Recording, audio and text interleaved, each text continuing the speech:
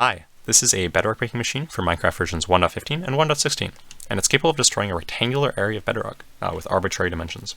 This machine is quite fast, and the time taken per bedrock broken improves depending on how long the machine is, so that's the number of bedrock being broken each time the machine goes back and forth, with a cap of 36 game ticks per bedrock broken, or around 1.75 seconds each time. This includes the time taken to fly the bedrock breaker back to the starting position, which is about 10 game ticks per bedrock, and that's 26 game ticks on the way out. Great, so I'll just give a quick explanation of the theory behind this machine.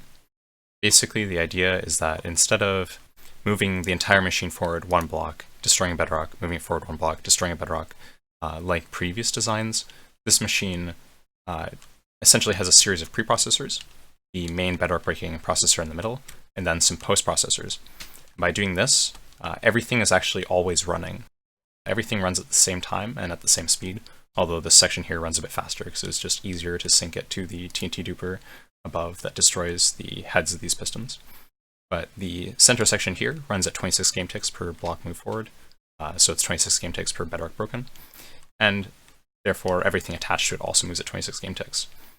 It doesn't need to pause or wait for anything, it never needs to wait for the machines in front, it just keeps going and destroying bedrock until it gets to the end.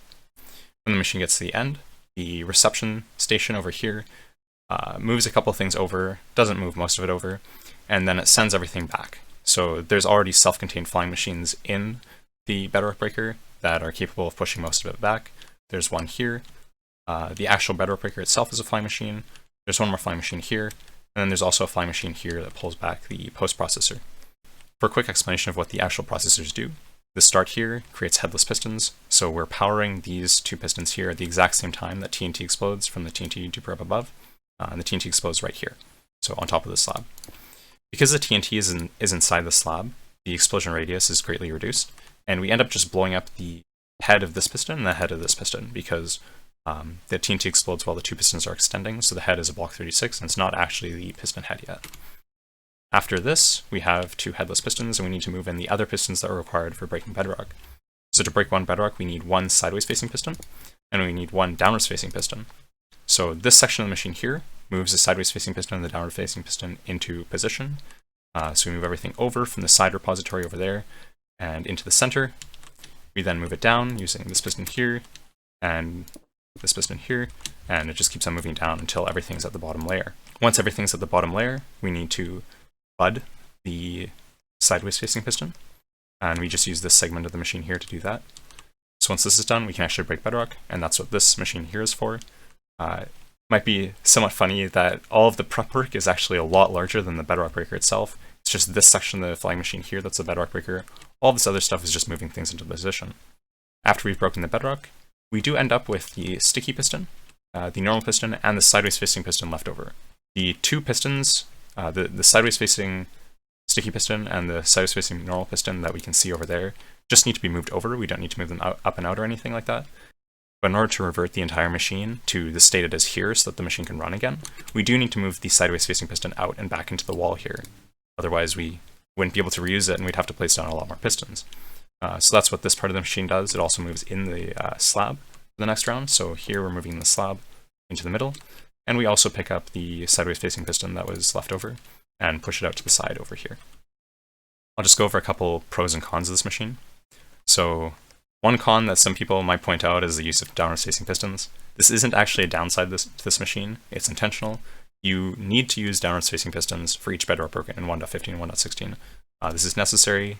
Mojang patched the feature that was being used in, say, XCOM's machine in 1.12 that could basically retain all of the pistons used in the bedrock breaking approach. So these pistons are necessary. The slabs are not as necessary. Theoretically, you could build this machine and design something that would work without slabs. However, it's just a lot easier to use slabs, so that's why this machine uses them. It's not really a big deal to place the slabs anyways.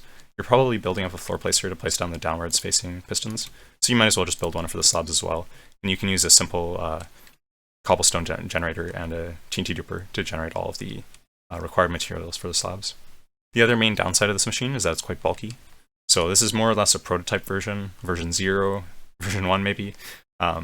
And so we have a lot of stuff here that needs room to move down. So if you want to destroy 5 layers of bedrock with this, of course you can destroy this layer just fine, because it destroys this bedrock here, and the machine is all above the bedrock layer, so it's all good. But if you have bedrock underneath it that you want to destroy, you need to destroy this bedrock over here in order to move the machine down. So obviously, there's a slime here at the bedrock layer right above it. So in order to move the machine down, you would have to move this slime into this position here. But the bedrock being broken is over there. Like the rectangular area of bedrock is over there.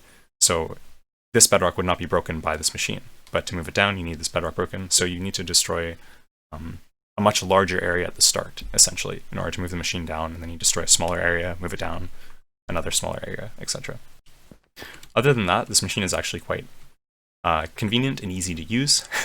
Okay, maybe not easy to build, but it runs quite fast at 26 game ticks going out, and then 10 game ticks going back, just like a normal fly machine. So it's 36 game ticks per bedrock broken, which is a lot faster than previous designs. It does have the extra reset time, so it takes about, I actually have no idea how long it takes to reset, but it does take some time to reset, like probably 10 seconds, 10 to 30 seconds or so. So as you make the machine larger and larger, the average time cost per bedrock goes down quite a bit. The other upsides to this machine, previous three-way bedrock breakers required specific conditions on the bedrock. Sugapamo's 4-wide bedrock breaker, not 3-way, but 4-wide, requires that there's either bedrock or immovable blocks. So you'd have to put something like a furnace or similar, because it uses rails, that sort of thing. This does not require that. This has actually basically no restrictions on the bedrock layer. You can have holes, you can have bedrock, it doesn't matter. You just can't have sticky blocks, because as you can see, we do have some slime blocks at the lowest layer. So if you had like blocks here that slime blocks can stick to, the machine would break, because it would snag on this. But if you're creating a perimeter or something like that, you would just run your world eater again, make sure that you get rid of all the blocks at bedrock layer, and then you can run this machine. This machine is also not directional. However, I've only tested it in this direction and rotated by 90 degrees. Probably good enough. But if you do decide to rotate by like 180 degrees or something like that, I would highly recommend testing it first in creative. Other than that, I should probably mention that the bedrock breaking layout was probably designed originally by Myron Irio. I stole it from Sugapamo's machine with the help of Todoriwa and Battlefishman. So that's where I got it from, but I don't know who originally came up with it, but it's probably Myron Irio. This self-returning fly machine here was also taken from Sugapamo's 4-wide fly machine. However, I don't know who originally came up with it. If you do end up building this, please let me know, send me a screenshot, I'd love to see it. If you have any questions, feel free to ask in the Mechanist Discord, the link is in the description. And yeah, so that's about it. Thanks for watching, and have a nice day.